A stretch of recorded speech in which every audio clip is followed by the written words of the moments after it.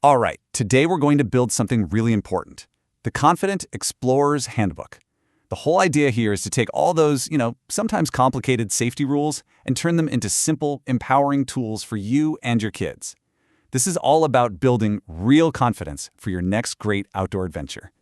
So, this is the big question, isn't it? How do you teach a kid about the very real dangers out there without making them terrified of the woods?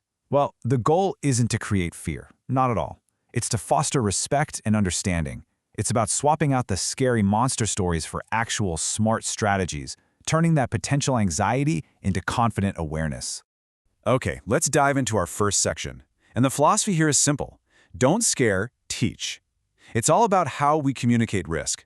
The secret isn't just handing them a long list of things to be afraid of. It's about giving them the tools to think for themselves and make safe choices. And just look at the difference here. On one side, you've got the fear approach. The wolf will eat you. That just creates a monster in their imagination. But on the other side, the knowledge approach.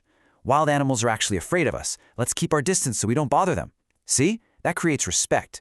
It's so much more powerful because it explains the why behind the rule, instead of just a scary command. So, here's the first tool for your toolkit.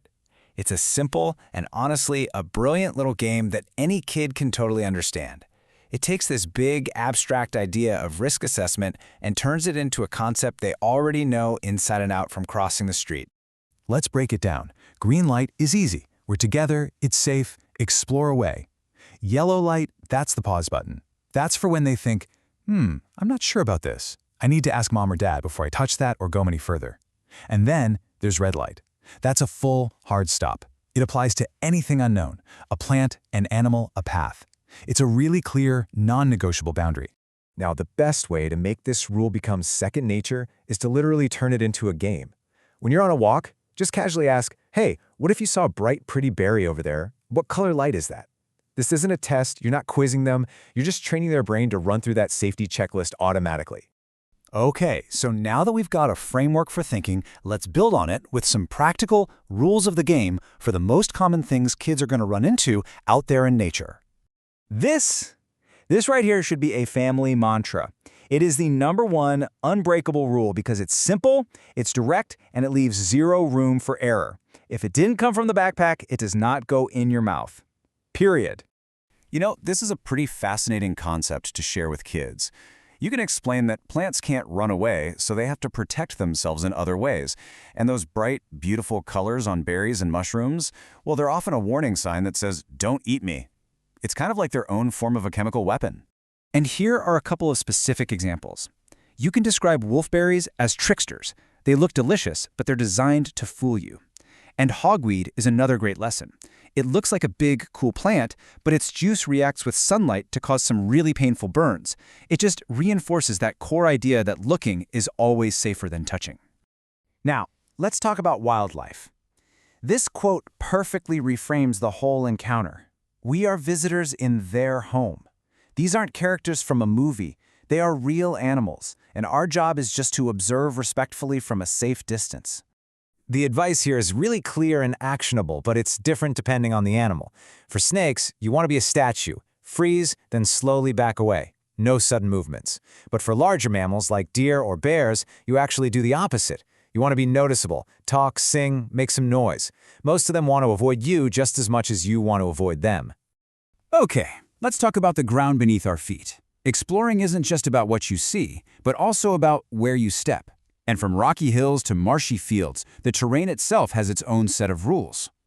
So here are 3 simple rules for tricky terrain. The 3 points of contact rule is a classic climbing rule for stability. Then you've got to beware the green carpet. It's a great visual cue. That perfect, lush grass often hides mud or water. It's a trap. And finally, the stick test. This is the ultimate explorer tool for checking the ground ahead before you commit your weight to it. All right, this next section covers what is, I would argue, the single most important safety skill a child can learn. It's a clear, simple plan for what to do in a really scary situation, and knowing it can make all the difference. Here it is, the OZAS emergency plan.